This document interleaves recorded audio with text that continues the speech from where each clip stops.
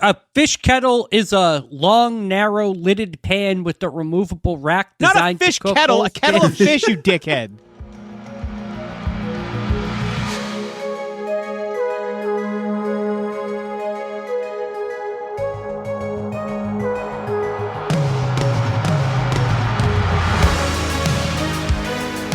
Welcome back, everyone, to S1E1, a show where each week we pick a different sitcom, watch just the first televised episode, forgetting anything we might know about the future run of that show, rate it and decide if it's a show we want to greenlight or cancel.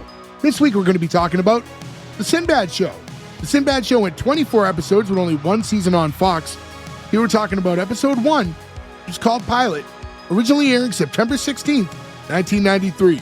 So to get things started, I'm Jay Gags. With me, as always, the boys, Joe, Ferg, Nick, and Gordo. What's going on, guys? Hey-o. Hey. You ain't got nothing but dead people music. So, The Sinbad Show. This was a show, this was my pick. This is one of those shows that, like, I remember the show, but I don't remember anything about the show. Like, I just... Same. You know, 93, we're all pretty young, but, like, I remember watching it and liking it, and I thought in my brain it lasted longer than a season. I did, too. I was very surprised to see that it only went one season. Did he do another show called Sinbad? I don't think so. I mean, he was on A Different World for like years before this, which was like his big TV thing when he like broke out. No. Okay, so it is this show. I didn't know it was called The Sinbad Show. I thought it was just called Sinbad. And one thing I wanted to bring up, like, before we even really go forward with the show itself is, I think it's forgotten a little bit these days how big Sinbad was in this time period. Massive, yeah. Yeah. He was huge. He was the one who had, like, when his comedy specials would come out, they were like big, like, oh, there's a new Sinbad special out. And he'd always be playing drums for some reason halfway through it. You'd be like, I appreciate that you play drums, but can we get back to some jokes, Mr. Sinbad? notorious for, like, wild outfits, which kind of gets touched on here, but it's, like, not quite as wild as what we're used to seeing him, like, wear on his specials. And then him and Rob Thomas later on. Oh, and Always Sunny. Another great sitcom moment. I will say, too, if you want, like, an idea of how big he was, like, when Arnold was still, like, at the height of his powers, he was the number 2 in a two-hander Arnold holiday movie, right? Like, that's a huge role to get. And then he was also in Good Burger. The thing for some reason, I have to look when this came out. Actually, I'm looking at it right First now. Kid? The First Kid, which came out. Meteor Man? Meteor Man with Robert Townsend is a forgotten gem. So First Kid was 1996. For some reason, it was one of those movies that I had rented, and it never went back, and the movie store never asked for it, and like it just kind of so like I always had. You were the only one who VHS. rented it, and they were like, "Fuck it, let's just not even bother the kid." Yeah. I don't know. I loved that movie. Also had Timothy Busfield in it, who I love, who's going through some shit right now, but I don't think it's true, so we'll find out later. I don't know. It's just That might age like fucking milk. Listen, I'm hoping if it's comes to find out that he did do something, then I will not support it. But we'll have another one of those as we talk about this episode, by the way. But you know, he just stands out to me as like maybe one of the more unique actors, comedians out there, because he really does have like his own style that made him stand out. And I don't know. He's just so goofy. He always made me laugh. And who could forget that Genie movie he did? Yeah. We've talked about it before, and like stand-up comedy, I think, is in another renaissance in the past maybe 10 years or so. But if you think of stand-up comedy from the late 80s, like mid to late 80s to the 90s, like there were so many character. Yeah, it was Sinbad and Paula Poundstone. Yes, I always say Paula Poundstone. And then one day he just disappeared. He did like fall off. Also, interestingly, like we'll get. I don't want to get into that because it kind of spoils part of the episode. But he has been with the same girl forever since 1985. They've divorced and remarried since. I always love when that happens. And it was like 10 years apart, too. Like 10 years later, they're like, you know what? That was a mistake. Let's get back and give this another try. Crazy thing. Turns out I can't do better. Yeah. She was just looking for sin good, and it didn't work out. Couple quick numbers. IMDb has it at a 6.2. Rotten Tomatoes, 46%. Critic, nothing for audience. I'll say, a little lower than I expected, but I mean, this is a show that's kind of like long forgotten, I guess, at this point. Again, well, I mean, we'll get into this later, I'm sure. Consider the year right? This is 93. There's a lot of sitcoms happening right now. Sure. So it's just, I think, a product of that, maybe. Maybe it just falls off. It did only get one season. Yeah, I'm surprised still. A lot of sitcoms we started to sort of pick up on them because a lot of them didn't go on very long. But this time of the 90s, computer programmers, app creators, internet people, video game creators, right? Like there's like all these sitcoms of that sort of world, and it seems like none of them really took off. Like it would take a longer time for people to like understand that enough to get those people. Yeah, definitely. I mean, I can't speak to the rest of the season, and we'll talk about it a little bit as we move forward, but like not a huge part of the story behind the show. Like it's like a thing, like when you talk about his backstory and it gets touched on a little bit, but it's not like the show's all about computers and stuff. And they don't use the interstitial thing for every scene. Like some of the shows we've covered, we were like, okay, just fucking get away from the desktop graphics, guys. What are we doing? Yeah. They do use it for the intro. We'll talk about that in a second. I forget what show it is we covered, though, where like they would literally cut to it for every scene, and then it would cut to the next and be like, interior, office, and they click on it. Oh, that was when we did Dweeps. You can go back and listen to that, one of our January picks. And then if you want to watch the show, most of it is available on YouTube. Like you can watch a good chunk of episodes there, but that's probably the only place you'll catch it. This was a Fox show, and Fox doesn't really have like a great central base for a lot of their shows. Isn't it Hulu? Not like officially. Like I guess like they're all under that. Is Fox owned by like the whole? Are they lumped in with Fox the Disney? owned by Disney. No, that's ABC. Yeah, ABC is Disney and Hulu. No, it's confusing now. Fox is owned by Disney now. Fox is too. Yeah, they bought for like $30 billion, something crazy. Oh, right, because that's why The Simpsons is on. Yeah, Disney only. Yeah, you No, can't. I thought isn't Fox like the Murdochs? Yeah. Yeah, but the news is sort of different than They sold to Disney. Yeah, the news aspect of it is sort of different than the entertainment aspect, like the movies and the TV stuff. In the sports too, I think, right? Yeah, well, anyways, might as well get into the episode itself. As we just talked about, intro, it's like very early 90s computer desktop, and we're seeing like all these little videos pop up of each one of the like castmates, and they're like all kind of like dancing when it's their video pop up. And I know this is really random, but you know what it reminded me of was, well, what was that like WCW video game where there was the little videos every time you selected the character? Nitro, yes. Booker T. Oh, that's exactly what that reminded me of. It wasn't like there was a player selection, but each of the videos little popping up in that kind of quality that went with it, like it just made me think about that. Right? The German. The German. That's also like how the WCW Saturday Night graphics were too, with like the arm getting made, like the doors opening up. We see this, and then it just kind of ends with like the fade out, and then you see like it's Sinbad who's sitting at the computer. It's fine. It's one of those things again. It's weird when like in 93, this is supposed to look futuristic, but now we're looking at it in 2026 when it looks super dated, and it's like a retro interface for like a computer in the early 90s. So it's fine. I like that it's short and it's not just like, you don't get like flying toasters with wings or anything. Like they don't go too overkill with it, where like 30 seconds of this would have been probably a lot longer than needed to be. Yeah. And again, it's tough to say like future episodes because we're just watching this, and I really don't remember any other episodes. This would lead you to believe that his occupation, which we'll get into in a moment, was a bigger focal point of the show. Where at least in this episode, it's just kind of a footnote. It really doesn't have much to do with any of the actual storylines. The only thing it sets up in this show is that he has currently enough money to achieve his end goal without, right? You know what I mean? Like, because if he didn't get that check for this job, he wouldn't be able to ultimately take the kids or whatever. But you could have also just made him be like wealthy or sure. Yeah, the job is the plot device to kind of get into what happens. But it is kind of smart, though, too, because it means he's like an independent contractor, which means he works his own hours, which means he can be there for the kids, right? If it was like, he's a wealthy banker and he works long hours in the city, like it'd be harder to be like, how am I going to pick the kids up from school or all that shit? So it's well written, I think, to like put it in there. But yeah, it feels weird they don't touch on it more in this episode. We get into the opening scene, and that's when we see the Sinbad's character is named David, commonly known as Red. So, like, Red's is like his nickname to most of his friends. I mean, his real name is David. And I guess his actual nickname outside, like, to people who knew him was Red. I was gonna joke about, like, it being one of those sitcom names that, like, he has to be himself, but Sinbad is too weird, and it's funny that his actual name was used. Well, yeah, it's one of those other shows, too, where it's they do this with a ton of shows, right? The star of the show is what they think will drive you to the show, so they name it after him. So we have the Sinbad Show, but he's not Sinbad in the show. He's David, So it's funny when there's so many of those. Like we did since the beginning of time, right? The Dick Van Dyke Show. He doesn't play Dick Van Dyke on the show. Tony Danza and everything. Yeah, but actually, I was going to say there wasn't a Tony Danza show. There was a Tony Danza show, and we covered it.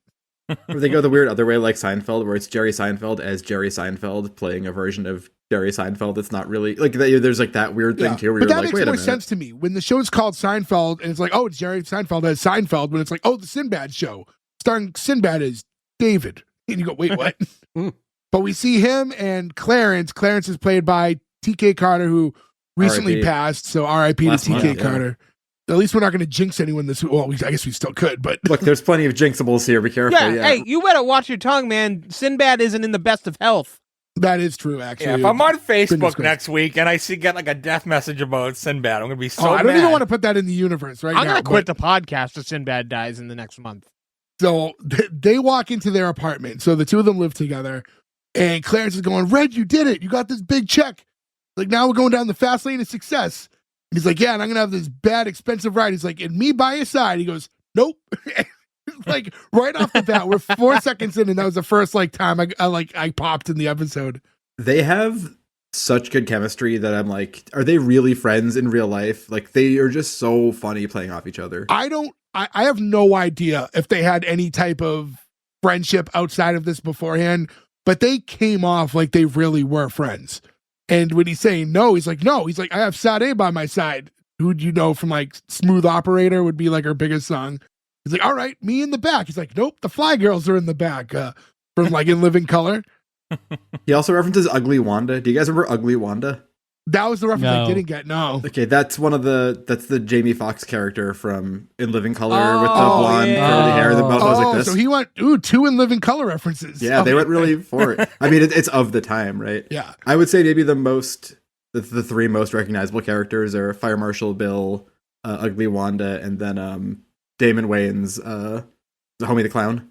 I was gonna say the clown. Yeah. Yeah. So yeah, because he's like, so where am I going to be? And he tells him, he's like, oh, you're going to be in a car following us with Ugly Wanda. So he's like, oh, come on, man. He's like, and he's saying, hey, listen. So this is we get a little backstory with Red's character, and like I sold an idea for like one computer game, and I got an advance check. He's like, I can't like spend all that money right away. He's like, well, at least you're not stuck working at Ed's Big and Tall. Clarence is talking about how he recently had a 300-pound man in the store who comes out in bikini briefs saying, hey, what do you think? He's like, man, I can't even see them. His delivery of this is great too. I will say one thing of note is that an advance is not guaranteed money. Yeah. Right? An advance, Yeah, right. in contractual terms is like, we're giving you this money up front and you have to make a product. Your product has to make this back or you owe it to us. And then we start paying you more again. So that's also like an interesting thing to put in there where like, I don't know if later on in the season it comes up where it's like, they didn't buy it though. The game didn't sell. Like, what do I do? Right. Cause he would then owe them all that money. So good for him for not blowing it and being smart enough not to just go crazy and buy a bunch of big and tall suits. Right. and Red tells him right away, like, hey man, like, don't worry, like I got your back. Like they've always been like a team. He's like, don't worry, like I have. And then he starts talking about how like they used to have like a group together. They did like a thing in the talent show. He's like, hey man, don't start with that. He's like, come on. And he plays like Rock the Boat and starts dancing. Like that was their talent show routine, was that the two of them dance to Rock the Boat together. If it works, it works. Like in Step Brothers, where he wins by lip syncing Vanilla Ice. Like he's actually doing anything he lip syncs. So the idea of just like, we danced to the Hughes Corporation song and we won. So Sinbad's dancing, and it's funny. And then at one point, you just have Clarence going like, hey man, you're gonna have the highest butt I've ever seen. And I gotta say, He's not wrong. yeah, I laughed. I'm not thinking about it until he says it, and then I'm like, well, he does have a high butt. I'm so I glad would every one of be us high paused it and we're like, wow, his butt is so high.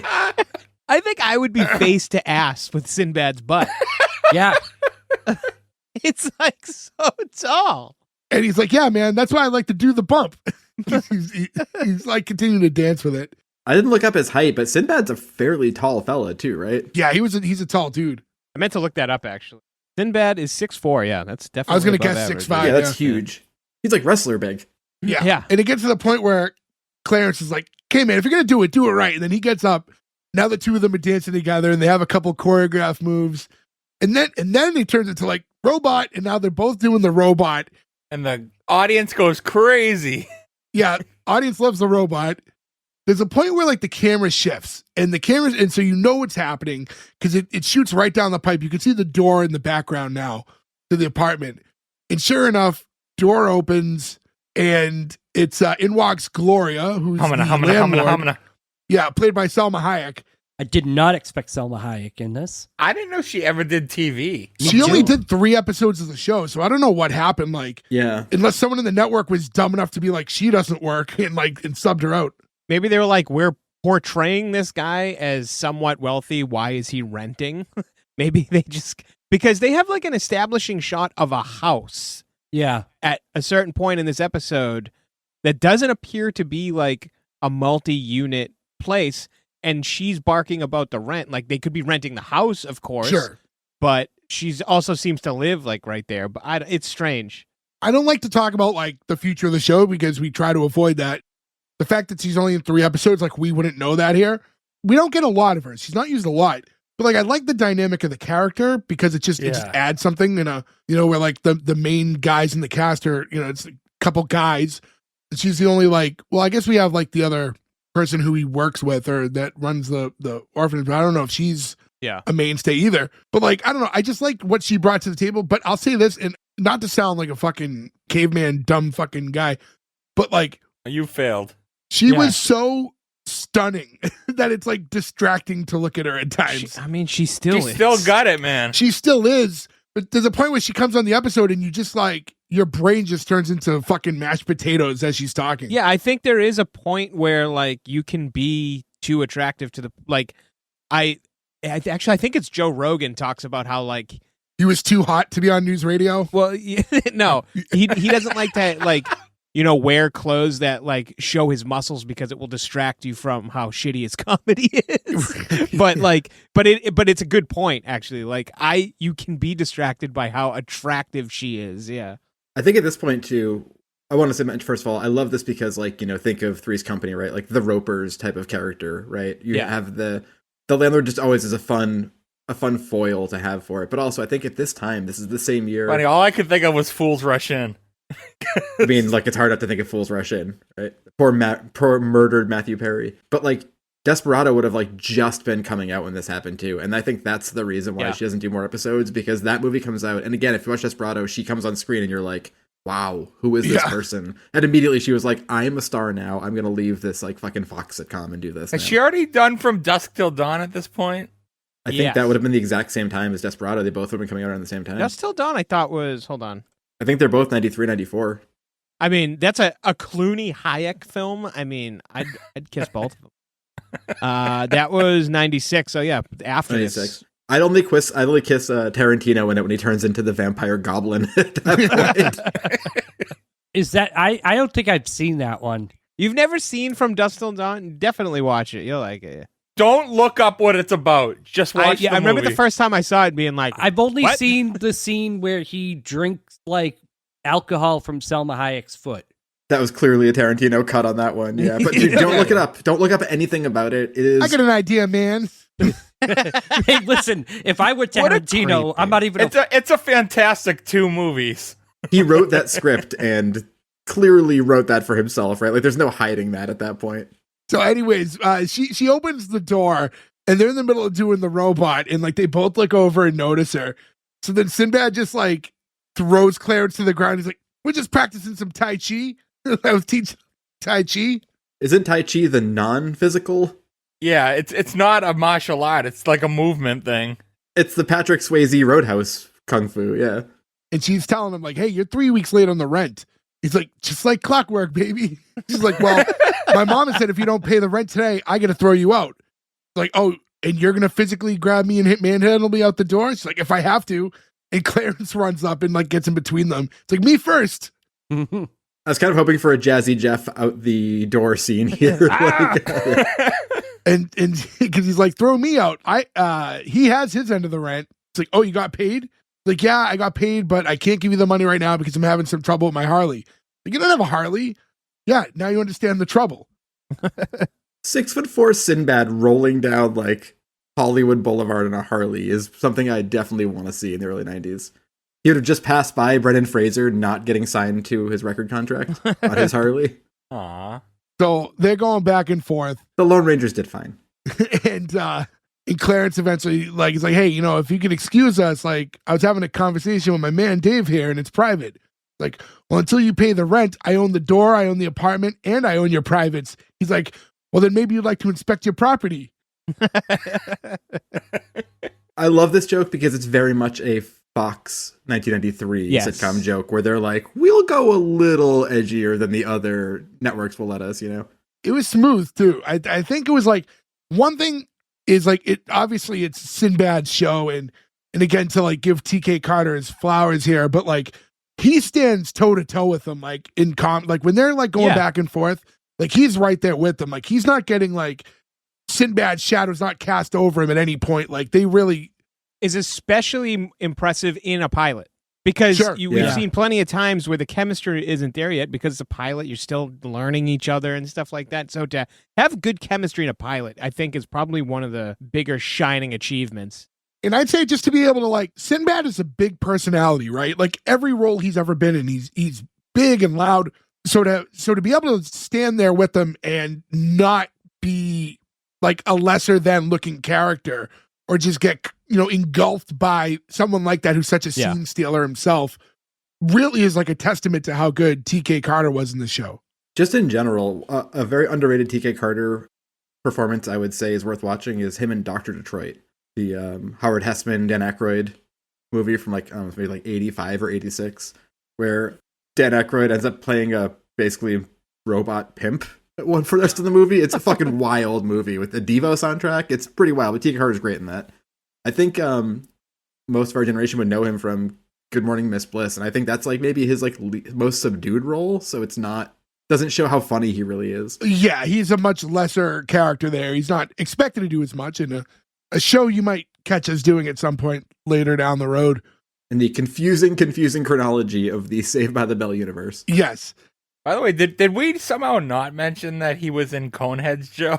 I know, how did it not come up? I literally had the framed picture of Coneheads behind me. I was going to start and just go, Ferg, would you like some chewing gum? That's Sinbad, though, not TK Carter you're talking about. Yeah, Sinbad. Yes, TK Carter unfortunately was not in, but he was with Dan Aykroyd in another movie, Dr. Detroit. So there you go, connective tissue. Eventually, Red's like, all right, here you go. And he pays the full rent. He's like, here's his half too. Like, he'll owe me for it. She's like, you're a better friend than he is. And then like turns to him and she just starts like screaming at him in Spanish. And then eventually turns around and starts yelling at David too. And he's just like, I know, I understand completely. Like, tell me about it. Like, but obviously he has no idea what she's saying. And she eventually like leaves. Well, he pays the rent for both of them. He handed her 3 bills. At the most, that was $300. He's paying the rent for both of them for almost 2 months. In a 3-bedroom, huge apartment in Los Angeles. Yeah. Now, like, after she leaves, they're talking, and Red says to Clarence, hey, if you're going to spend my advance money, I can at least test this game and make sure it's the best it can be. Like, how are you going to do that? It's like, only way I know how. Like, the toughest software critic in Silicon Valley. And then you just cut to him showing a kid this game.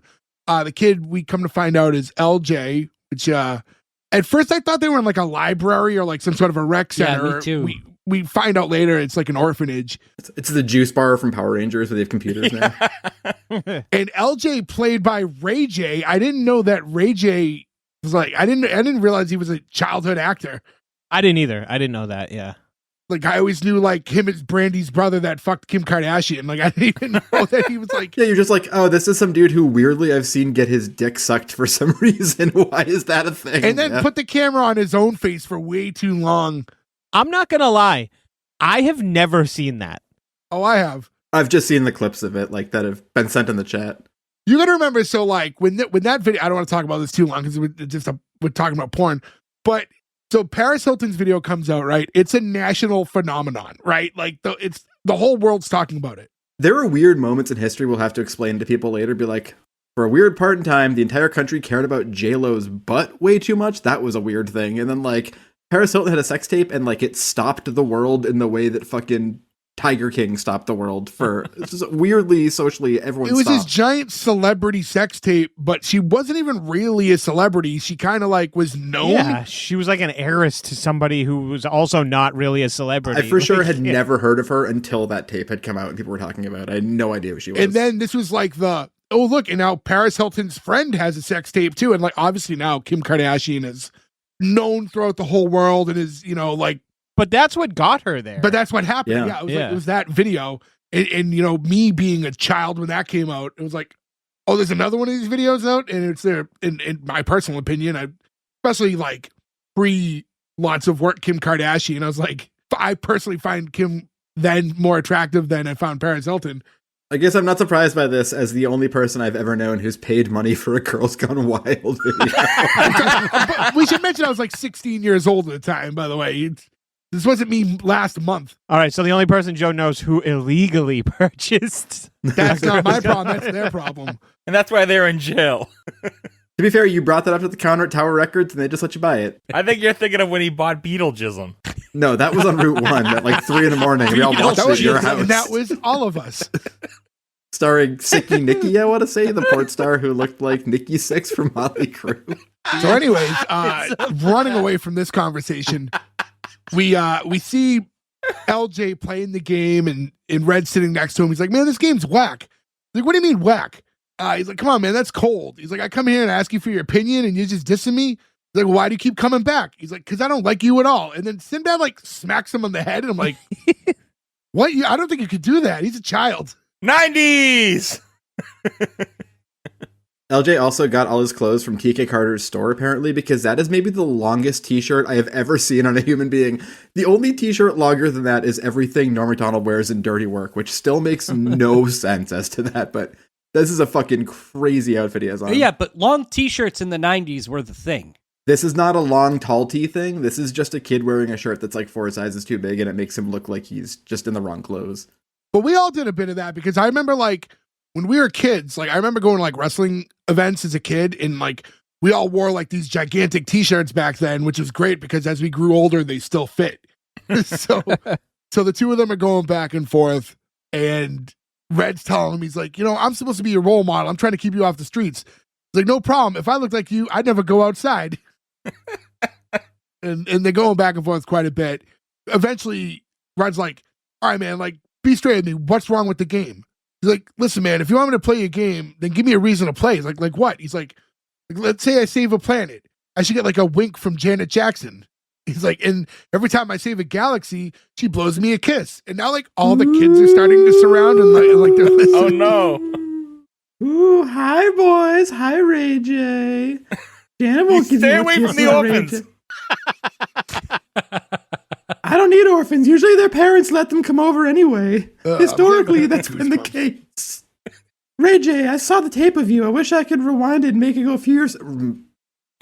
Casper, you got to go. That's too much. All right. See you later. Say hi to Tito for us.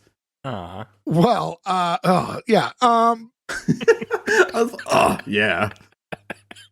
And he's going out now. He's like, in every universe I save, Janet will ram her tongue down my throat. Ooh, for the Casper, bonus game. No. He's like, no. There's no bonus game. Like, let's play ball, everybody. And they have like a little plastic, like kids basketball net. They organize the teams, and it's going to be David with LJ and LJ's sister Zaina, basically versus everybody else. And it starts off, David has the ball. Every kid just jumps on top of him. So he like hands the ball off to LJ and they give it to Zaina. Zaina has the ball. LJ picks her up and like walks her over so she can dunk. Cute little moment. He's also really good with these kids. Yeah. Yeah. So that's the whole thing. Like, so he's just there as a volunteer, right? So it's just like, he doesn't need to be there, but I feel like they don't get into that enough or like give enough reason. I feel like they should have made it that he was orphaned as a kid. Thank you. I was just going to say that. Look, I stayed at the orphanage till I was 18 and nobody came and adopted me. Or somebody came and adopted my sister but didn't adopt me. Like, that's the way you do it. Obviously, this has nothing to do with the show, but at the time in Sinbad's life, he had just won full custody of his 2 kids after the divorce. So like it kind of mirrored that in that aspect. I don't know if that came first and it's kind of how it got written into the show, or if it was just a coincidence. I imagine the former, but I don't know for sure. Yeah, it was just because it was a little weird, like when you get into some of the stuff that happens later and how he's perceived by like the woman who like runs the place. But it's just like, oh, so he's just like a successful dude who like just loves kids and does the right thing and like goes over there to like cheer them up and spend time with them. It's like, I don't know if you're mature enough. It's like, well, sounds like it's a great deal of mental maturity to be doing this stuff. Hey, you let him around the children. Yeah, right? Also, like, people are busy. Life is hard, and you're like a struggling working guy, and you come to the orphanage to hang out and mentor the kids. Like, how dare that woman be like, I don't think you're mature enough for this. Like, yeah. There are not people banging down the door volunteering to do that shit. And there are plenty of unfamilied kids who need somebody. Like, fuck you, lady. Give the kids to them. Like, I'm really mad at that. Lorraine Toussaint's character is a fucking dickhead in this. I don't care if she was in Mantis. No, she's a fucking not. dickhead. And that's Mrs. Peyton, who we see right at this point, too. It's like, all right, new game. And you see her standing there with like a couple. And it's like, all right, Mrs. Peyton and those two people in the suits. And to my understanding, she like runs the orphanage or whatever. Nice to not see a nun do it. I agree with that, yeah. But I would like some crossover to Sister Act possibly in this. It's Whoopi. If Whoopi, yeah. R.I.P. Was Sinbad a pallbearer at her funeral? Yes. Was Mantis a pallbearer at her funeral? Oh, and I'm just imagining Sinbad walking the Undertaker down the aisle. How great that would be. You know my thoughts on AI, but the idea, I've seen so many in the past like 2 weeks for some reason of people doing AI family portraits of pallbearer as like Kane and the Undertaker, dad with a mom, and them in like 70s or 80s Sears family portraits, and I fucking laugh every single time. I wasn't sure, was the mother supposed to be someone? I just didn't know who it was, or was it just like a random AI person? I don't think in the storyline we ever know who she is. No, they died in a fire when started by Kane. Didn't pallbearer say, your mother's a whore at some point? Dude, our fucking childhood was crazy. That shit's so insane. It was weird, yeah. So Mrs. Peyton says, hey, these are the Wilkes. They're, potential foster parents. And she introduces them. This is David, one of our larger children. And he goes, yeah, they put steroids in my Cocoa Puffs. He goes, oh, so you're looking for some kids? He's like, all right, hold on. And like, as they're going into the office, he like runs and grabs LJ. He's like, hey, this is LJ. And he's like showing him off, right? Like, like he's up for auction or whatever. Yep. And she's telling him like, hey, listen, like they've already made it clear. Like, I know they want a baby. They want a baby. He's like, I think babies are overrated personally. Like they're bald headed. They have no teeth. They stink. They always have a bottle in their hand. Babies are a lot like bums. It's like, all right, Dave, like it's not how this works. Like, don't embarrass these people. I'm not embarrassing them. It's like, look, if you want a baby, check this out. He's like, he comes complete with a baby sister. And he runs, he's like, hey, Zaina. And he runs off. And she's saying, like, they let everybody volunteer. And he comes right back in with Zaina and goes, all right. He's like, here we come. And he's like holding her like almost like a football as he runs in. He's like, isn't this the most adorable baby in the world? Which also shows how big he fucking is. And then she's saying, David, the Wilkes have already met Zaina. And he's like, yeah, but I bet you didn't know that she could do this. And does like the, but again, it's almost like when he I thought this was really funny. I thought it was funny, but like, you be putting your finger in a little girl's mouth like that? Like, I know it's innocent. It's not in their mouth. He didn't put it in her mouth. He like, I don't know how to explain it. Like, can you do that with a child that you're not related to? No, you can't. But technically, I think this child's related to nobody at this point. So I think it's a different. Oh, technically, I get it, but she's related to LJ. I'm talking about outside of the fact of these characters. It's like it just seemed a little like the slapping and like I just felt like, should he have this much physical contact with all these kids? And not that there was bad intent, right? Like I don't mean he stuck his fingers in her mouth or anything weird like that, but just on like any level, like I don't think I would feel comfortable doing that. I don't know. The fact that he's just like at an orphanage too, kind of looking back, it's a little weird. I don't know why. But I think it's like admirable what he's doing. But he shouldn't even be in that meeting. He's just a volunteer. What's he even doing there? Well, he stormed the meeting. He's not supposed to be in there. Yeah, he's intruding on this meeting. He's but just also, trying to like stick his neck out to help out these two kids that he likes. I will take 50 Sinbads, though, who go to a little kid to try to get them into a nice home over one set of parents who would split up fucking kids. Yeah. Most people would go to adopt a cat or a dog, and they'd be like... And they're bonded pair. They're bonded pair, and 99% of people would go, I'll take them both. Yeah. I can't do that. And that 1% who doesn't, you just go, fuck I didn't really think you. about that, honestly, from the perspective of the parents. Like, why would you do that? Well, yeah, because what we come to find out is because Mrs. Peyton makes her name's Alexandra too. She basically calls David out for a minute. She's like, "Can I talk to you for a second?" And he's like defending himself, like, "I'm just trying to like get these kids a place." And she's like, "Listen, again, I tried to tell you. They've already met Zaina, like, and they want her." He's like, "What, for a trial weekend?" He's like, permanently, like forever." And then he heads over to LJ. He's like, "All right, man, clean out your locker. You've been traded." She's like, "No, not LJ." It's like, what? Like, they're only taking Zaina? You can't split these kids up. And she's getting into like, hey, it's really hard placing siblings. Like, we've been trying, like, because they've been there for 3 years as far as we found out in the story. She says, like, especially like when one of the siblings is a 12-year-old black boy, he like just hates the idea of like splitting up a brother and sister. He's like, come on, you don't break up a family. Look what happened to the Jacksons. Again, another Jackson reference, like right away. Yeah. It's like Michael left the group, lost all his pigmentation. Ooh. All right, Casper, what now? I just want to say I lost all my pigmentation when I died. I guess that's fair, Casper. Bye, boys. All right, thank you for diving in one more time, bud. Yeah. I thought it was the vitiligo. It's the most appropriate Casper Jackson has ever been. Yeah. Yeah. After he had come in earlier talking about sucking Ray J's dick, it was like, oh, I'll just make the second one a little nicer. I really hope you don't do that alone. Suck Ray J's dick. No, I hope Casper Jackson only exists in a performative way when you're with other people.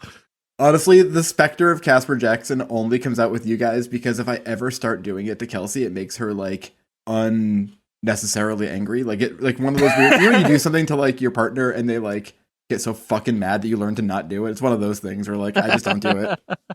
Joe's been locked in the basement too many times. Yeah. Like I can't even get through the whole before I get like the dead eyes. Like fucking don't do it. So we all have to come over and do it. Is what you're saying? Can we? She'll punch you. I don't think she'll punch anybody else, Corey, but she'll punch you. So be careful. Touche. So while the two are having this conversation, LJ's like standing right there, and he like runs right up to Red, and he's like, "Hey man, don't hurt my sister's chances." And he's like, "You know about this?" He's like, "Yeah, I know about this." He's like, "So what about your chances?" Like, don't worry about me. I'm old enough to understand, like, about me. Like, I know how these things go. What a sweet and selfless kid. Yeah, you know, like, he understands, like, to be that age, right? To be, like, 12 years old and to understand, like, hey, this sucks, but if this puts my sister in a good situation, then that's what it has to be. And that's a lot of mental maturity for someone that age. Yeah, it's the complete opposite of Different Strokes that we did a few months ago. Yeah. Yeah. He's like ripping Arnold out of the place. He's like, no, you're coming with me. We're going to live in the street.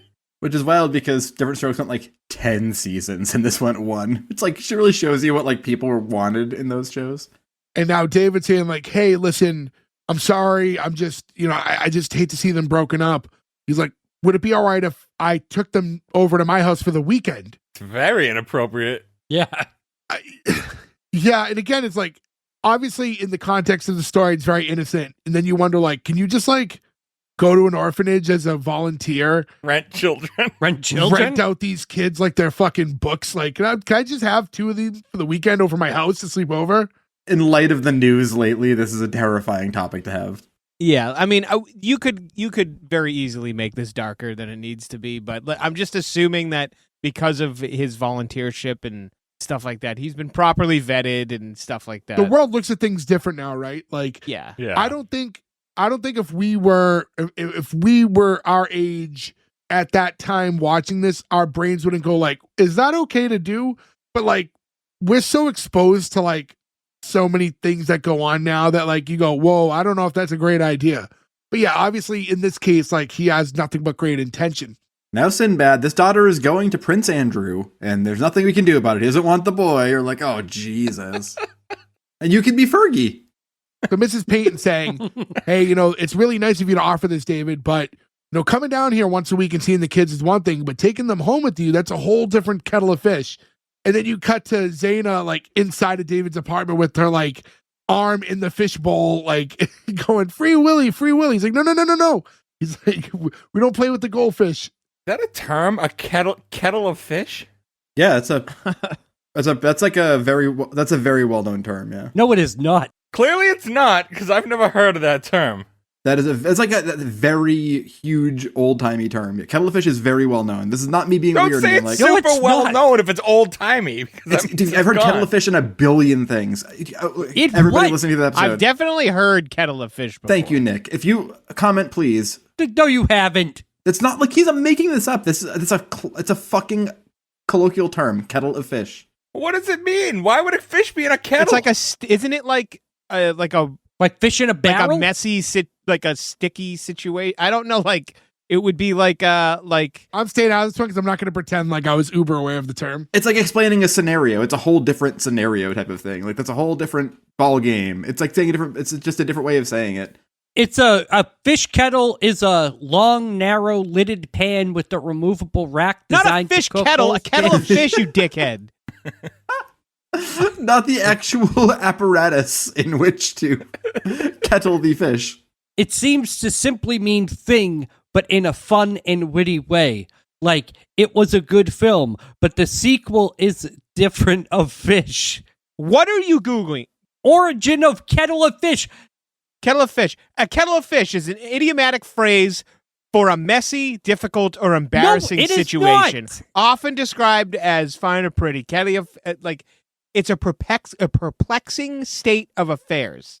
Listen, so I am on english.stackexchange.com/questions. Stackexchange.com? I'm glad you chose an accredited source for this, Gordo. Thank you. This says, what is the origin of the phrase kettle of fish?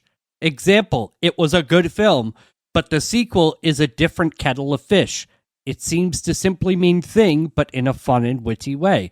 But I wonder, did people ever put fish in kettles, and why would this... Oh, that's the question. Oh. You're reading like an editorial, not something to answer your question. I would hardly call what he's doing reading, but, I mean... A situation that is completely different from a previous one. That's a horse of a different color.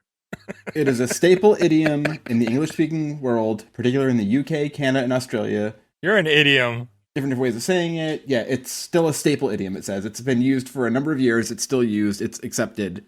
I'm not crazy. Nick is not crazy. It still doesn't make sense. What's a kettle of fish? I don't think it's a staple here. Like, it's not an American It says the UK, thing. Canada, and Australia. So, like, it's not a US-derived term. It's not used that often here. But... So one day were they like, oh, we're all out of tea. Let's put this fish in the kettle. I imagine you can steam a number of things in a kettle, tea or fish, depending. Oh no, I have leftover beans in the kettle too. Now my tea smells like beans. You know they would love that. Oh man, beans and fish farts. It's so amazing how, I mean, I don't know how much of it is like you go in every episode saying how many times can I say fart in an episode, or if your brain is that linear that like it's just the only thing you think of anytime you hear anything. It's the second one. Yes. You mentioned beans, the magical fruit. The more you eat, the more you toot. See, that, Joe, is an idiom that people know. No, you're an idiot that people know. It's a different thing. I hardly doubt people know me, okay? So, moving right along. Kettle of fish. So, after that, he's trying to stop Zaina from, like, plucking fish out of his fishbowl. He looks over, and then LJ is, like, rummaging through his CD, so he, like, runs over to stop. He's like, hey, man, hold on. He's like, I have all those organized by artist and by year they came out.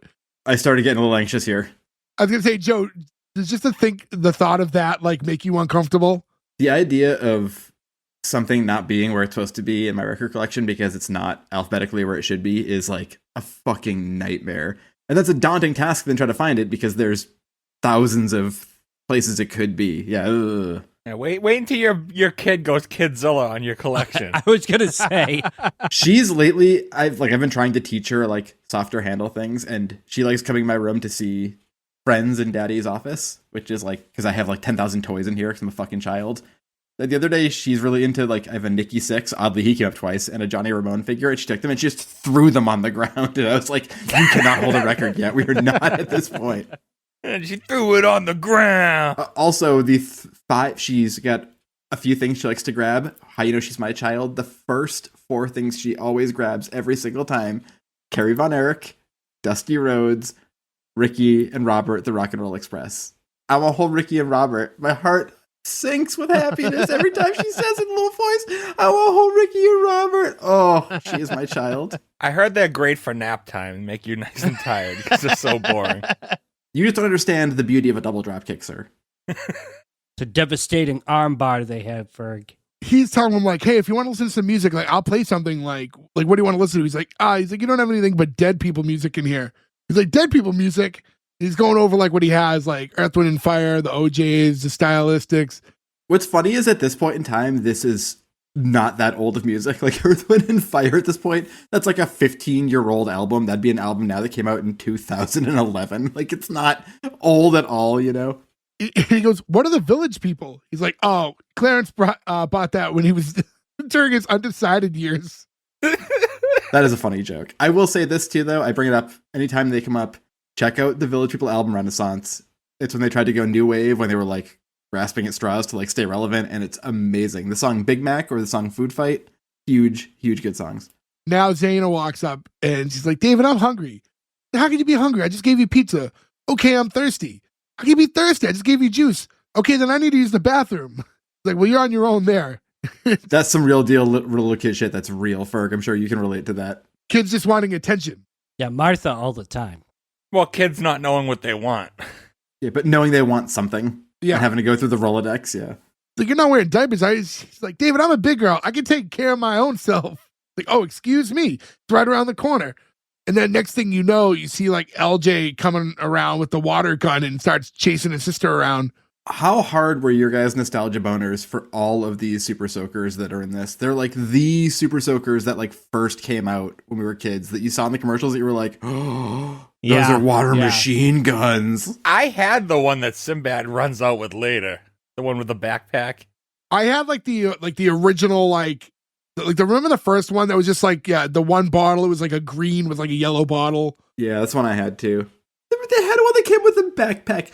The amount of water and the resources we wasted, our generation as children, just fill up a backpack full of water and spray it at your angry neighbor. That's so fucking funny. Now at 40, I have a bad back, so. Right. So as LJ's like spraying the house, David's like, whoa, hold up. He's like, don't you dare. And he pumps the gun. He's like I said, I know your mama didn't raise no fool. He's like, I ain't got no mama. And then just starts spraying him. First time ever I've seen a crowd erupt for an orphan child saying they don't have a parent. Yeah. Yeah, I ain't got no mama. Get the fucking crowd pop. That's so fucking crazy. And that's when he's like, all right, you guys want to act like a kid? Then act like a kid. And he like storms off and looks angry. And then, they're kind of like, oh shit. And then he pops back out like Fergie said. He has his fucking gigantic Super Soaker in his hand. He's like, well, then when you want to act like an adult, and he starts like spraying them, like spraying water all over the house. And he's doing the Rambo 2 Sylvester Stallone, like M60, like, while all the shells go flying. Yeah. And then Salma Hayek walks in and they all start spraying her, and she's like, oh. Oh, wait, maybe that was just in my head. I think Jay bought a video of that at Target or Tower Video. So we cut to a little bit later on, and now Red's putting Zaina to bed, and she's like dead asleep. So he's like holding her, and then he's trying to like get her tucked in. So at one point he just like lets go at one arm, and she's just like dangling as he's holding her basically like by her legs upside down, and he like pulls the sheet out so he can like get her in bed and tucks her in, thinks she's dead asleep. So he's trying to walk off. She's not. Also very, very relatable. And he goes, faker. And he goes, I don't know any stories. He's like, I want a story. He's like, all right. He's going through his books, and he doesn't have anything like the autobiography of Malcolm X, Iceberg Slim. He's like, Three Little Pigs. Just like thinks of a kid story to tell her. He's like, I've heard it. Like, well, what do you mean you heard it? I will say one thing I want to note there. I mean, Malcolm X, obviously, everyone knows what that is. Iceberg Slim is like the pimp books he had about like being a pimp in the 70s or whatever. But the other book he has is the Everything You Ever Want to Know About Sex book, which is a book from the 70s to teach kids about sex. Which I think this joke is super funny because why would 35-year-old Sinbad have the book about like, these are our bodies ourselves and how sex works? Like, it's just a funny thing for him to have on his shelf. For you to bring it up, the reason I glanced by it, because I was trying to figure out what that other book was, and I tried typing in like Everything You Ever Want to Know About, and there's just like, there's a few different things. Yeah, I knew the book just because it's like a fairly famous book from that era of like that stuff. And like, but it's like, it's not like the Karma Sutra or something. It's not like they're like, and this is how you give a blowjob. It's more just like, this is sex and this is how to like approach it. And That's weird because I just use Sex for Dummies. you spot a book of sex with crash test dummies. They're so malleable. You can 69 them so easily. Berg, I didn't know you bought Jeff Dunham's sex book. You don't suck my dick, I kill you. Like, oh God, Jesus. My favorite band has an album called Everything You Ever Want to Know About Silence. So that's all that's popping up when I'm trying to look it up. And I'm like, no, book. And yeah, I didn't even pull up that title. It's weird. I feel like that's never going to be a thing that exists anymore because of like being able to just like look up information so easily. But like, it's kind of weird to think that like somebody had to write a book to like pitch to kids. And like, it's a good thing, right? Like, cause they couldn't, we're still having fights about school sex education, but like in the 70s being like, maybe give some base knowledge to kids. So I just think it's funny that like a 40-year-old or 35-year-old guy would have that on his shelf. Because he seems like he's pretty down to clown later on, and he knows what he's doing. Like, I don't think he needs that book anymore. Yes, because he read it. He starts saying, when she's like showing opposition and wanting to hear the story because he knows, and she says she's afraid of the big bad wolf. He's like, well, that's because you never heard it my way. You only heard it the regular way. He's like, I do it the soul way. And there's like a few different Soul Train references in this episode, which is interesting. Yeah, and he says he's not just a regular wolf. The big bad wolf is not even in the Three Little Pigs. It is a wolf, but the big bad wolf is from Little Red Riding Hood? Little Red Riding Hood, yep. So he goes, hey, it's not just a regular wolf. He's a brown wolf. As a matter of fact, he's a James Brown wolf, the hardest working wolf in show business. Hey! So he starts like riffing and telling the story. He was up on the chimney. He jumped down. He's doing hot pants. I'm not going to do this any justice, by the way. Yeah, I love that you're doing Sinbad doing James Brown, and you're doing it terribly. I love everybody. Yeah, there's no way for me to do it with like any type of like wit and charm that he had to him while he's doing it. Also, generationally, another guy I'll say like we've lost the reference point to. Like anybody younger than us listening right now is like, who the fuck is James Brown? Like, what is this impersonation? I don't know. I think he's one of the timeless ones. Do you think he's timeless? I hope he is, but I feel like I don't know.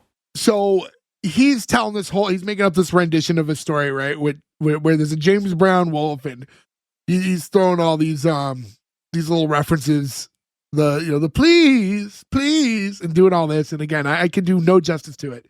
Wow. Yada yada yada. Say it out loud. I'm pork and I'm proud. I just want to make sure I got that line in there. I'm pork and I'm proud. Fucking killed. That is a great line. I loved that. Yeah. And he finishes the story. He looks over. Zane is fast asleep. He says the end. And then as he's leaving the room, he does like that little like head shake because like, he just can't get it out of his head that like these two kids going to get separated. So he exits and then he heads into the living room. And that's where LJ is like just sitting on the couch. And you can see he's already nodding off. He's like, all right, LJ, it's your turn. Bedtime. He's like, no, man, I'm not tired. I want to watch a tape. You got Menace to Society? He's like, it's not out yet. I got Car Wash. Like, yeah, I really want to see Car Wash. And like, he passes right out. To be fair, two great movies. They're sitting on the couch together, and he's just kind of looking at him, and Zaina runs out into the living room the second that happens. He goes, David, I'm scared by myself. Like, well, you're not by yourself anymore. I'm here. Come on. And like, she runs up and jumps on the couch with him. And then she's like, David, I'm not scared anymore. He's like, I'm glad, honey.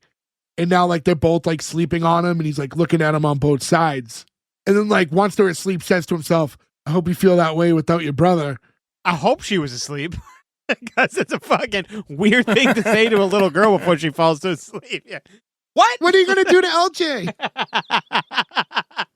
She's faked sleeping twice. He had a little too much trust. I know it's like I get the sentiment in the line, but it also sounds like he's going to kill her brother. That's so dark. I didn't think of that. No, it's so sad about this scene. Cut to him in the tub. Casper Jackson just watching. So from Dusk Till Dawn. It's just two different shows in one. Quentin's got his feet in his mouth. So now it's the next day, and we see Red running to Mrs. Peyton's office. He's like, hey, you'd be happy to know I have the answer to your problem. She's like, and what problem is that? No, I'm not talking about your man problems because there's no answer to that. He's very flirty with her, by the way. Like, they kind of do a will they, won't they a little bit with them, and that he's like, he flirts with her, but it's like not in a way that I ever expect them to get together. I didn't really get a flirting vibe. I did, and I will say, like, again, try not to look ahead of anything, but like if you like start going through people's IMDb's or whatever, or like pulling up their credits, she's in one episode. Obviously, because is he ever going to go back there once he adopts these children? No, but I could see her showing up and be like, are you taking care of those kids? Right? Like, you can see her popping in. Well, it's funny to think about it now, obviously, and we always say like not to look ahead, but all right, so she's in one episode. We don't even know. They might have just replaced her character with someone else in the orphanage, and that could still be a part of the show that he visits. But imagine like he's been visiting this orphanage every week, and he's not just playing with these two kids, he's playing with all the kids. But now he like picked his two favorites and took them home, and now all the other kids, like, he doesn't visit them anymore. Right, he was coming by with his video games and hanging out. He's just fucking Where's gone David? now. Where's David? Yeah. TK used to come over and give us all his long t-shirts. I'm so cold now. Aw. Oh, man. Again, it's always the line, Joe. Why? That's how is We were just joking around, and you had to make fun of like cold orphans for some reason. Oh, I'm sorry. Blame Charles Dickens. I didn't do this fucking 300 years ago. God bless us. Oh, is that when they made kettle in the tea? Please, sir, I want some kettle of fish. More kettle of fish. Yeah, that's it. So she's like, David, I'm busy. Like, yeah, so was I all weekend. Like, I know the kids told me they had a really nice time. Like, yes, they did. Probably had the time of their lives. And doesn't necessarily have to end now, ladies and gentlemen. She's like, what do you mean? Well, you know how we call each other brother and sister, even though we're not brother and sister? I think, you know, that means we love each other like a brother and sister. Well, LJ and Zaina are brother and sister, so I've decided they should stay that way. It's like, Zaina's going with the Wilkes, David. And he goes, who? With that woman in that S-curl, man? It's like, David, I have a file on the Wilkes this thick. In my opinion, they're going to be wonderful parents. Yeah, but they don't want both of them. David, I tried placing them together for 3 years. I tried married couples, elderly couples, single parents. I'd give those children to anybody I thought even came close to being a credible human being. How about me? No. Like, that was quick. That was a burn too. It's like, and I get like you're childish, whatever.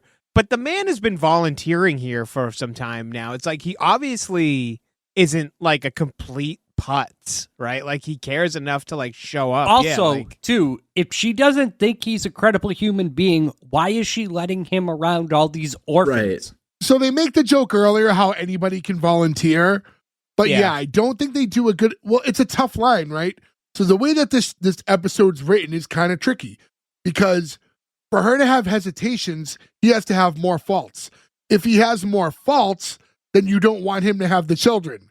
So it's like they kind of like wrote themselves into a corner a little bit with that because... But it's kind of like whoever's like, who's your favorite kid? The kid I can give back. Like you're the fun uncle. You have fun playing with your like brother's kids or your sister's kids. And she's worried that's his situation. She's worried he's a playboy. He has his fun life. He'll take these kids home, lose his life, and then return them, and that'll just fuck them up way more. That seems to be her fear more than anything, because it's not even... I don't even feel like she's critiquing his lifestyle and the fact that he's always out with girls and stuff. It's more like that's what you love to do, and you have to give that up to have these kids. Do you want these kids bad enough to kind of drop your whole lifestyle? I think the issue is she has credible points she could raise and doesn't. She could say, you live in a house with a roommate and haven't paid your rent in 3 months, so I don't want you taking these kids back to that house. It was 3 weeks. It was a month late. Oh, sorry, it was 3 weeks late. Still, though, right? Like, you're 3 weeks late, almost a month rent. You're almost double behind on your rent, and you have a roommate, and you come here to volunteer, and that's great. But like, I can't say that you're able to take care of 2 human children in the lifestyle you lead. Like, that's a very straight and honest and accurate reason to be mad at him or to say no, you can't do these kids. Instead, she's just like, you wear funny clothes and you date a lot of women. Like, that's the wrong fucking angle to take on this lady. I don't care that you were in Mantis. And then he's trying to joke it off. He's like, oh, I know what this is. Like, you don't want me to have those kids because you want me all to yourself, don't you? Excuse me? Like, no, sister, I know how you look at me, address me with your eyes. Like, don't look at me. I feel butt naked now. But then she's like, see, this is what I'm talking about, though. You're always playing. You're like, you're a big kid yourself. Like, how are you going to be like a parent to these kids? I will say half of having a kid is, though, being like, there's like 75% is being a real human and 25% is just playing with kids and being like fun and crazy, right? Like, that's a big part of it. Like, that's you have to relate to children still. Yeah. Otherwise, you are like, again, the Dickensian, like, you want more? Like, you can't just be like a hard ass all the time. So they're going back and forth a little bit about this, and ultimately it just kind of ends with like, David, it's nothing personal, like this is professional, but like you have to forget about these kids. And he walks out, and then we kind of like cut to like, now it's like later that night, or at least a different night, or whatever it is. We're back at his apartment, and it's right when him and Clarence are walking in with 2 girls that they took out that night. You know, he's introducing them like, this is it, ladies, welcome to the Pleasure Dome. And they're talking about how they had a wonderful night. Did you guys call it the Pleasure Dome? Red's house. I mean, if he wants. Gordon, have you ever referred to your house as the Pleasure? Is your wife in earshot right now? I'd love to hear you say that out loud. I'd love to hear her response to that. She's not. She's walking my dog to her, thank you. But no, I've never referred to it as the Pleasure Dome. Pound Town, maybe? I call it a kettle of fish. Come on, baby. You want to come back to my kettle of fish? This is the Weedy Chaps. The weedy chap. It's assless chaps. Get it right. You want to come back to my Clem Fandango? Go back and listen to our Toast of London episode. And now we have Clarence going like, as if there was any doubt. He's like, you know, you got a 24-hour pass to Clarence Land, baby. Oh, yeah, I forgot. You forgot you to get your hand stamped. And like he kisses her hand. Like, it's so silly. Oh, I'm going to try that one. That's a smooth line. I would love for you to tell your wife that she has a 24-hour pass to Clarence Land. Should I film it? Ding Yeah, dong! absolutely. Michael, go on a walk. Clarence is here. Okay, thank you. So now the 4 of them are all sitting on a couch together. And they're like, hey, girls, listen, like, I hope you guys don't get the wrong idea by us inviting you to our apartment. And then immediately, like, they cue the music and, like, hit the clapper to dim the lights. It's like, no, I think we got the right idea. It's come before. Clappers still exist. How badly should we all get clappers? How much can we fuck with each other if we all had clappers? We recorded, just started clapping, and everyone's I lights had went off. one at my old apartment, actually, for in the living room. I don't even want to say it out loud because I know I'll jinx it and it'll go off. But like the device in my room here, like once an episode goes off when I'm not even addressing it. So like I can only imagine anything that could just sporadically turn my It's lights weird, on like and off. especially if like you're watching a sporting event and like sometimes you get excited and you clap, you accidentally turn the lights off.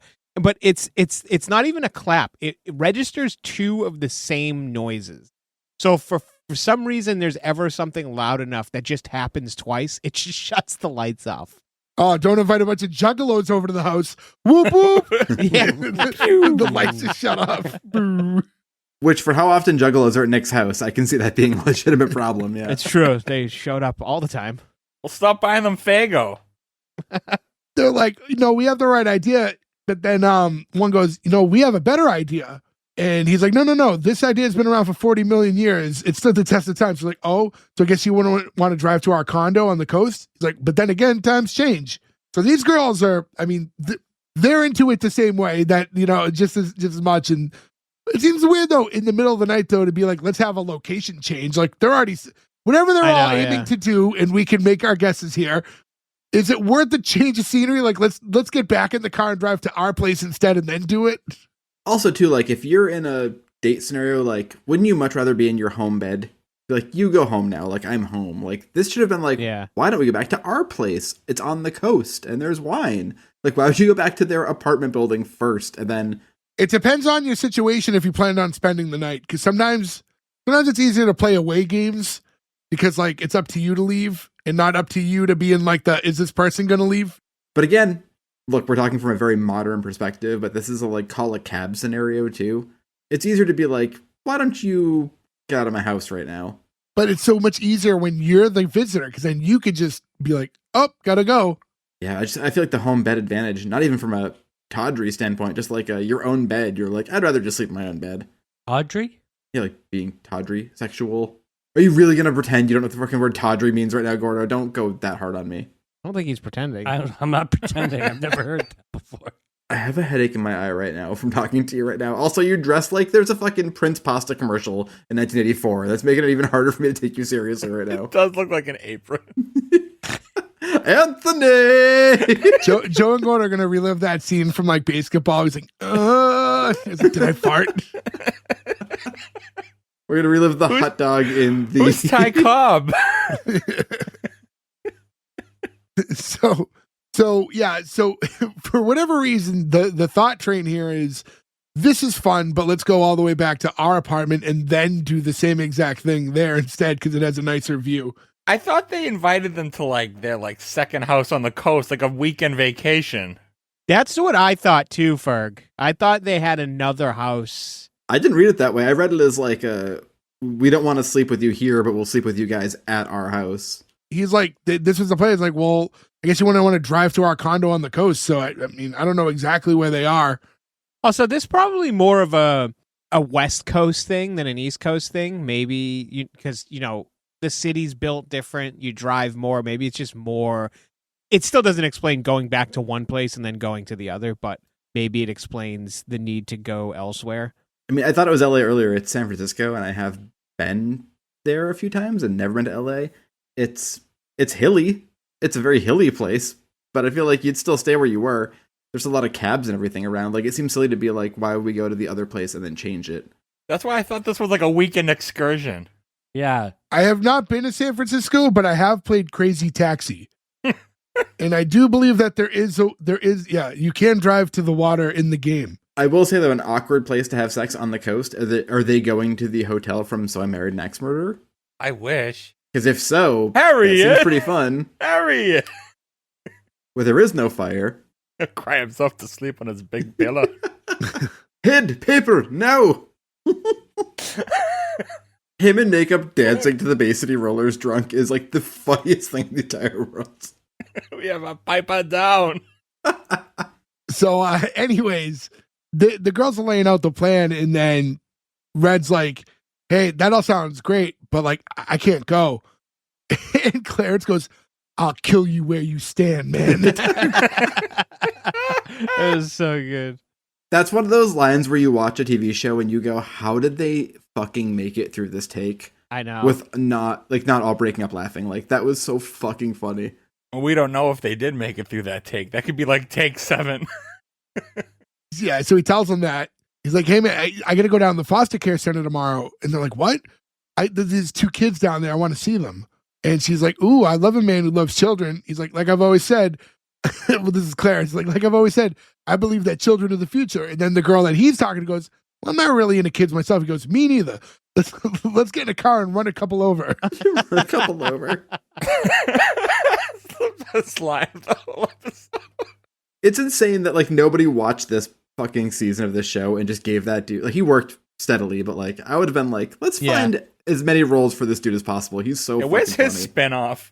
Right, yeah. Yeah. I just want him working at the Big and Tall store. It's next to the women's shoe store that Al Bundy works at. Al Bundy works at. It's in the same so strip funny. mall. I thought of the same thing when you said that. It's because it's too specific, right? Where like the funny thing about Al Bundy's job is he's like, I sell ladies' shoes. He doesn't work at a shoe store. It's like the extra layer to it. It's like, I don't work at a fucking suit store. I work at a Big and Tall suit store. Like, it just makes it funnier. With like the caveat that like for whatever reason, like the one that Al works at happens to be like almost every customer is like a big lady, like which is for some reason as if average size women or skinny women don't also wear shoes. Yeah, like there's so many episodes of him being on the couch being like, a fat one walked in today. Like that's like every fucking gripe he has. But the girl that David's talking to, his date, is like, like aren't the kids going to still be there next weekend too? Like, you can go see them then. He's like, well, one might not be. So, he's like, so I can't go. And she left to go become one of the Wonder Twins. Clarence is going, Dave, come on, like, get your priorities straight. Like, that's what I'm doing. And then Clarence is like, hey, I was thinking the view would probably be the same with the three of us. And it's Quiet's like, not that I'm a freak or nothing. That's a great, like, you miss 100% of the shots you don't take scenario. It's like, you gotta take the shot on that one, man. Hey, give it a shot. So it gets to the point where, it's known that he's not leaving. So the girls are about to exit, and it's like, I'm not going if David isn't, but you know what? I still had a really nice time. Good night. And like, she gives him a kiss, and then Why did this end the night? I don't understand. Listen, I don't get it. I like that his priorities are straight, but I don't think they did a good job making sense of this. Well, didn't he say he needed to go to bed?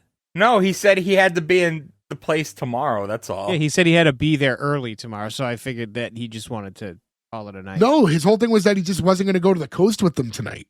Yeah, but I think he's saying, like, look, I have a busy morning tomorrow. I need to, like, have my wits about me. I can't be up partying with you girls all night. I feel like he was down for that up until that moment. Like, he brought her over. I think being back in the house, though, is what changed his... I think if you break it down, and we talk about this a lot of times things are fine when you're watching it in live time. When you do what we do, when you break it down, it exposes holes. So in live time, you're watching it, and he's like, hey, I can't go. And you just kind of accept it for what it is. But when you sit here and you talk about it, you go, but why did they have to leave? Like, the girls never established that they had to go back to their house. They just said, our house would be better. So they could have stayed there. There was no like conversation that would make you believe that they couldn't just stay there. And that's why I thought it was a vacation type of thing, the coast thing. Yeah, me too. I like to think that maybe Sinbad was taught tantric sex by Sting. So for him to have sex that night, he's like, look, this is going to be like a 6-hour scenario. He learned it from that book. Yeah. That book actually has a tantric sex chapter, which I think now we just call it edging. I think it's changed from being this like Eastern philosophy to just being like, stop yourself before you come, which is like such a fucking different way around that. But like, I love all Sting being like, when I have sex, it's for 7 hours long. Like, okay, man, cool, good for you. It's funny. I only know what that is because of American Pie 2. Yeah, it's American Pie 2 and Sting are the only reasons those things have come into our fucking brains. But like, maybe that's, again, given the writing a little more, maybe that's Sinbad's thing. He's like, look, for me to have a proper sex, it's going to be like an 8-hour scenario. I can't do that, shower, and get to the kids in time. I'm not just saying this because now that we're older, I don't even think there's a point where I'm in my young 20s that I'm like, I want to have sex for 7 straight hours. It's an awful, awful thing. Your body would hurt. Yeah, especially your butt. Because I think this is funny. The girls leave, and then David looks at Clarence and goes, you mad at me? He's like, oh, no, man. If it wasn't for you, I would have had to have sex tonight. Thanks a lot, man. Again, he's the fucking VIP of this show, or MVP of the show, rather. He's so fucking good. He doesn't have that many lines, but all of his lines are quality. Yeah, everything connects. And I think this is funny because, again, it's so weird now that we are older. But this is where David says to Clarence, like, hey, man, we're 35 years old. They're 35? I flagged this too, where it's like, we have to get our shit together. We're 35. And all of us are like, oh, hold my coat. Clarence is going, what's up with you? And then that's when David hits him with, what's up with me? Listen, man, I was sitting on this couch with a beautiful woman. I had my arm around her. She had her arm around me, man, and it felt good. But I was sitting on the same couch and had a little girl with her head up against my shoulder, and her brother had his head on my other shoulder, and that felt better. No. Don't ruin the good moment. Yeah, don't ruin that. That was a great moment. Okay, redo it. I will give you the edit. No, we'll let it sit where it is. But look, I can't control Casper. He just comes when he comes. Casper, don't respond to that, please. Thank you. Is anyone starting to believe that Joe and Casper is like Eddie Brock and Venom? He takes over. My hat, the brim gets wider. My hair gets curlier. It's just white sticky goo instead of black. It's just ectoplasm, I swear. Oh, that's right. He's a Google boy. We are Casper. So after that beautiful line that Joe ruined, Clarence goes, well, you're no good to me anymore. Probably have some PTA meeting to go to. And he's like, I'm probably not going to get the kids anyways. She said I wasn't an incredible human being. Clarence hands him the suit bag. He's like, what's this? He's like, well, it's supposed to be a birthday gift, but it looks like you're growing up faster than I thought. And, gives him like, I love you, man. And like, they do like a little fist pound or whatever. Also, what a good friend he is. He's like, not only is he like, look, I get it. This is done. Like, we've hit different points of our lives. But I guess now thinking on the earlier thing too, where it's like, why is that one extra thing? I guess you could say he didn't work at a big and tall store, but it makes sense to get a 6'4" guy a suit at a big and tall store. It's kind of like, a different situation, but I remember like, there was a time in my life where you guys know, like I had this apartment with a couple of our friends and we had people over every night for like 3 years and it was a ton of fun, And I always joke like that was my I didn't go to college. That was my college life, is living at that apartment. And there was a time where I woke up one day and I'm like, as much fun as I was still having live in the moment, I'm like, I can't live here anymore. Like I need to grow up a little bit. And like, and leaving there to go to my next apartment was like like that step. And I feel like that's where he's at now. Like, he's like, me and Clarence have been having all this fun for years, like bringing girls over, but like, it's time to take the next step in life. And that's kind of what I equated to when I think of, like my own life. He's taking quite the bigger... It's a quite bigger step. Yeah, I just left a party house to live in a more conventional environment. He's adopting children. Like, I'm going to take these 2 children, yeah. So now it's the next day, and we're back at, like, the orphanage place. And we see Red walking into Mrs. Payton's office, and now he's in the suit, which... Clarence really nailed his measurements, huh? Like, this is like a fucking tailored suit. Perfectly tailored. Perfectly, yeah. He's good at his job. Well, he told the seamstress, he was like, I just need a suit with a high butt. Yeah. Wherever you normally put the butt, 6 inches higher. Yeah. 6 foot tall, high butt. I got you. That's also the good thing about 90s suits is everyone wore giant suits, so. That's true. You could get away with being a little off. And high-waisted. So now he walks into the office and he introduces himself as if he doesn't know her. He goes, my name's David Bryan. I own a graphic design company specializing in computer animation. I have letters of recommendation. I have an apartment with 2 extra bedrooms. I want a sister and her brother. Do you have such children? She goes, no, I don't. Also, he looks good in the suit, I will say. He does. He does. Yeah, I'd fuck him. On the coast or at his house, depending. But it was a very Doesn't matter. It's not at the coast, I ain't doing it. I've never had like I've owned a suit, but like I've never had like a suit that was like tailored to me that nice. You know what I mean? Yeah, I had one tailored for my wedding, but it wasn't tailored as nice as this. Yeah, like you could tell, like it fits him perfectly. Like that was made for him. Like some Italian man had to touch his ball sack to be like 34. You know what I mean? Like that was how well tailored that suit was. Meanwhile, all our suits come from Men's Warehouse. Express for me. I think the last wedding we had to go to this summer, I actually bought a new suit coat from, I think, Target, because then they make like slim cut suit coats you can buy at fucking Target. It was like, this works. Whatever. I didn't know that was a thing. Didn't Express for Men go away? I think didn't they finally like just put an end to that? Was it? Yeah, no. It's Express. I don't know. I haven't been in a while. I think it recently went away, if I remember correctly. Oh, well, that's a shame. I mean, to be fair, every time I walked into an Express for Men, I was like, so this is what waiters wear? No. Every time I went to an Express for Men, I was with Ferg, who was looking for light blue t-shirts and white belts. They make great light blue t-shirts. He's saying, like, Alexander, I want those kids. Like, I want to be LJ and Zaina's daddy.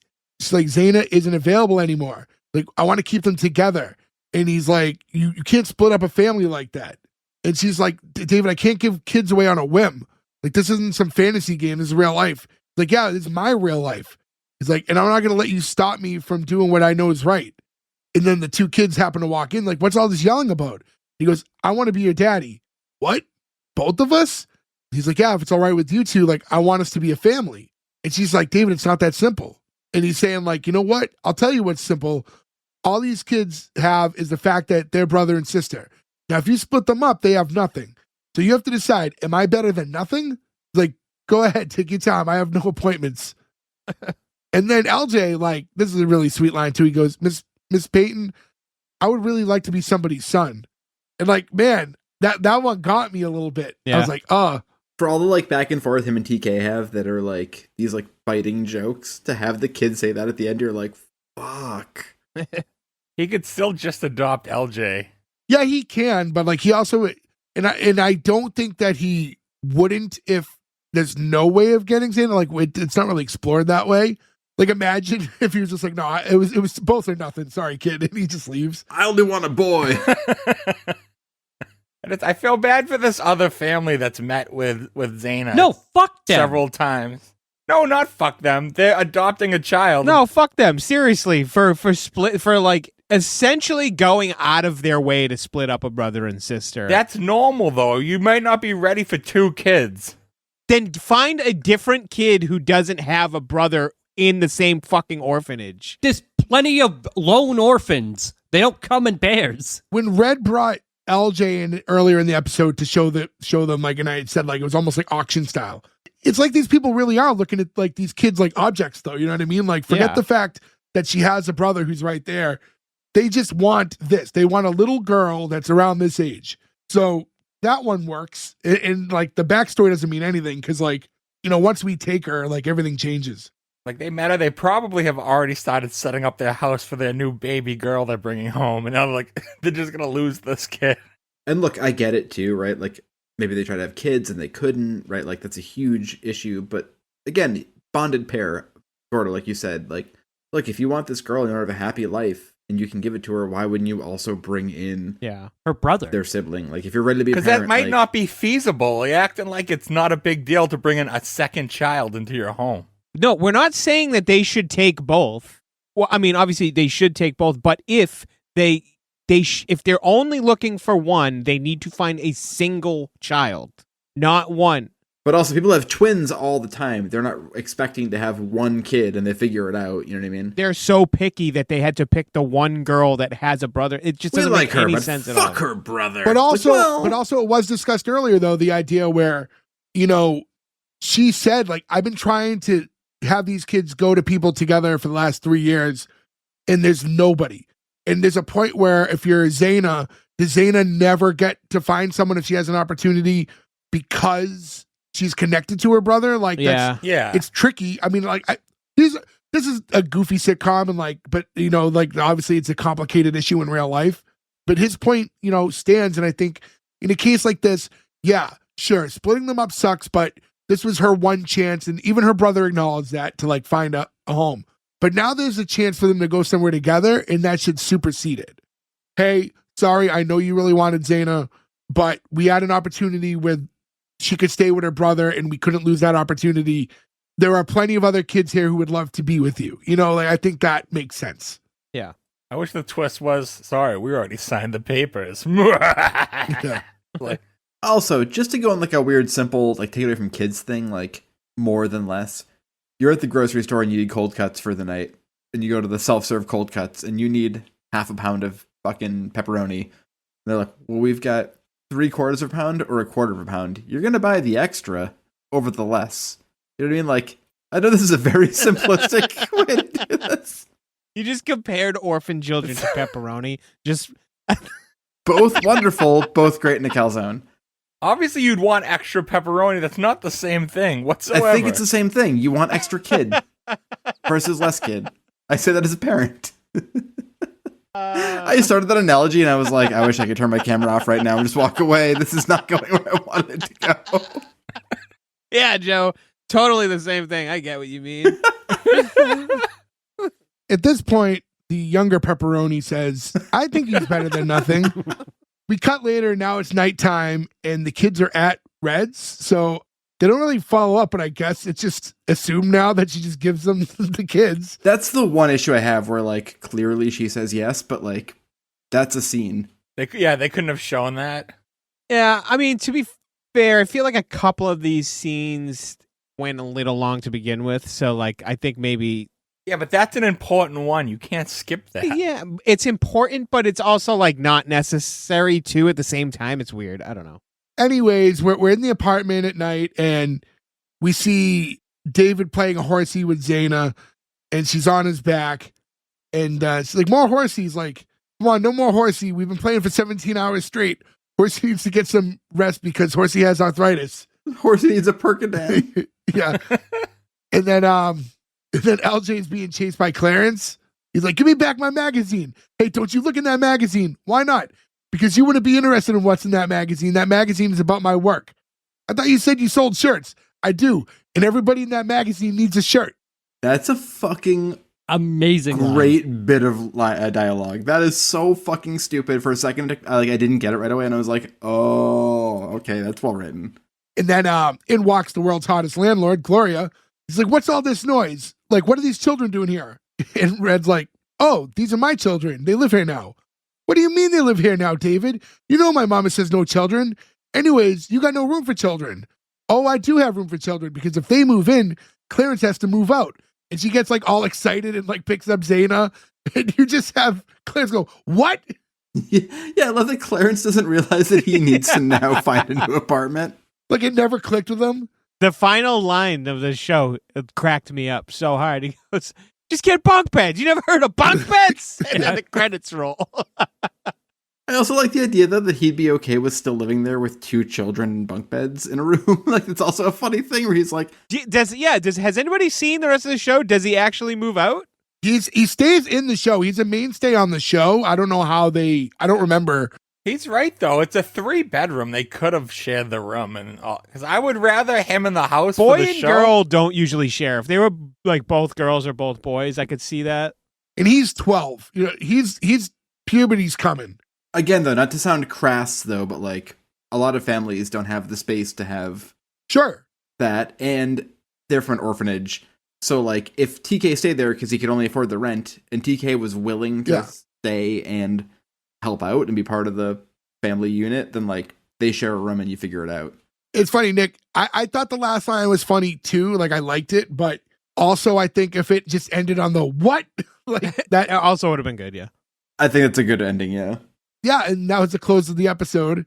Listen, yeah, not without like some holes, obviously, as we dug through it, but like, you know, it was a fun classic sitcom. You know, it's 93 sitcom as you can get. Yeah, that's a good way of putting it. The sitcom that came up when I looked for this too that they mentioned, I think only maybe on 2 seasons that we've talked about before too, was the Charles S. Dutton show Rock. Oh, yes. That was like another Fox sitcom that was like another like African-American based sitcom or whatever.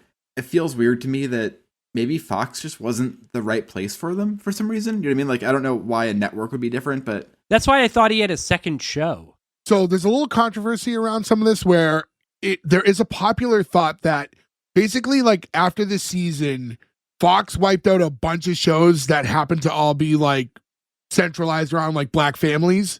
And like the idea like maybe like Fox's didn't, like they weren't the right network for whatever it was. Was the Hauser Street show around this time too? I can't remember like exactly. There was a few shows that were listed when I was reading up on it, but Was that why UPN was born? I don't know about specifically, but I mean, there was like a big kind of mass exodus on a bunch of like black focused programming that Fox had all at once for whatever reason. I don't know. It could have been coincidental. Like Fox stated like it was just a ratings thing. Like the ratings weren't high enough on this show. But again, it's tough because again, we were really young when the show came out. I remember it. I remember watching it. This is like why I picked it, because it was in my bank. Person of our youth, yeah. Yeah, and it's like I wanted to revisit the show that like I remember, but not really. And like I like Sinbad, but like it was in my brain. Like so, my parents must have watched it at least a little bit, so it stuck in my brain as a 7-year-old or whatever I was at the time. You know, it just seems insane to me, and maybe it's generational, right? Like we are from a different generation than who this would have been pitched to. But I always find it interesting when we talk about shows like this, where like we're a bunch of white guys, right? And we talk about sometimes shows that are all black cast.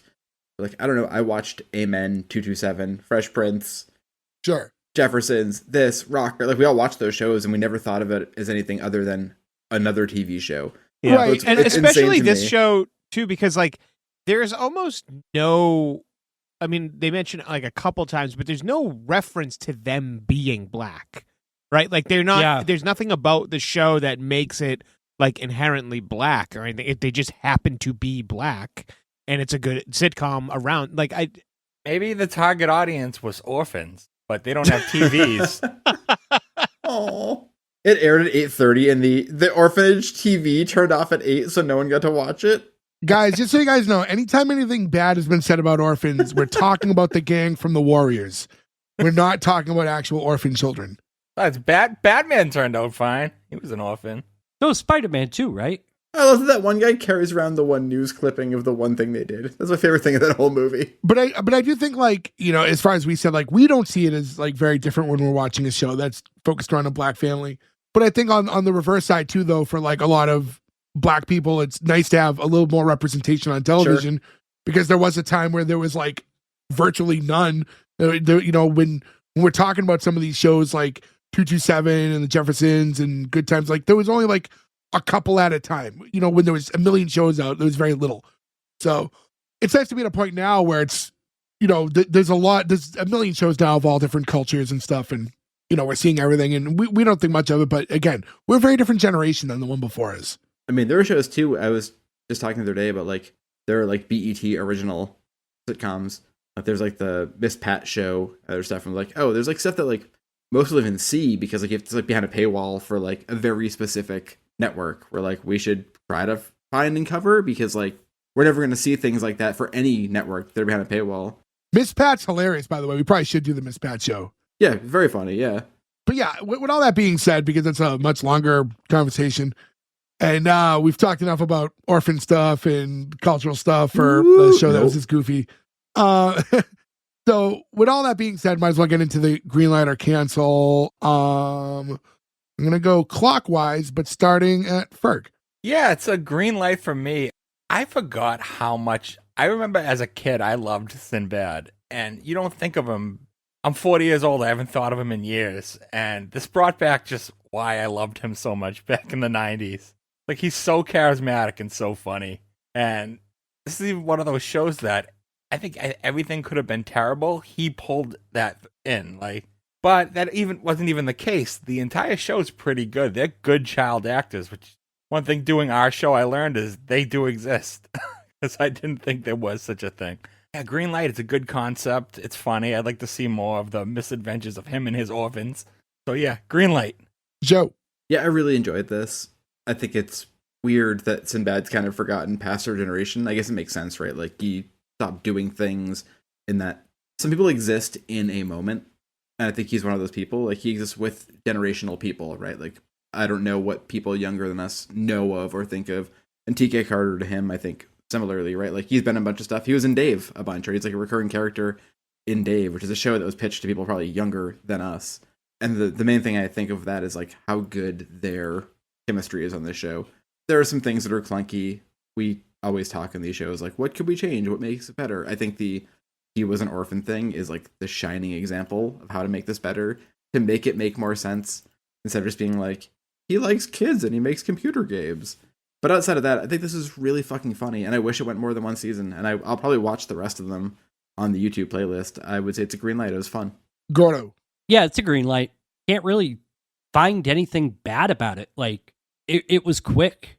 It was quick, and that's because it felt quick, and not in a bad way, because the whole cast just kind of sucked you in. Like, great show, great concept. Love Sinbad.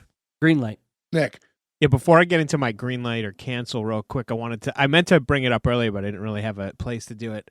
So Sinbad was in the Air Force, and his job in the Air Force was on a KC-135 Stratotanker, which are those gigantic airplanes that refuel other airplanes in the air. Whoa. And not only that, but he was the boom arm operator. So he controlled the arm that fueled the other planes. What a fucking Imagine badass. being in a fighter jet and the big door opening and Sinbad is the one controlling the arm to refuel the plane. Because they have to talk to each other.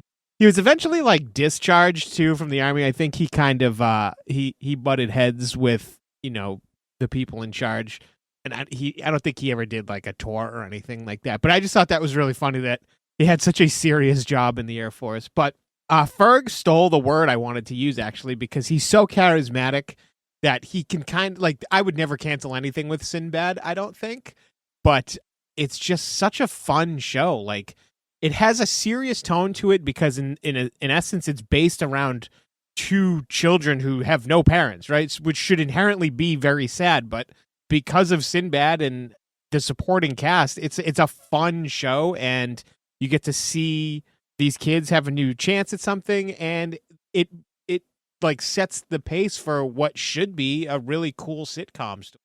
It sucks that this only went one season. I wonder why. Apparently there was some controversy, but yeah, it was just a fun, simple sitcom that I could definitely see myself, continuing to watch. I want to see a second episode. So yeah, easy green light.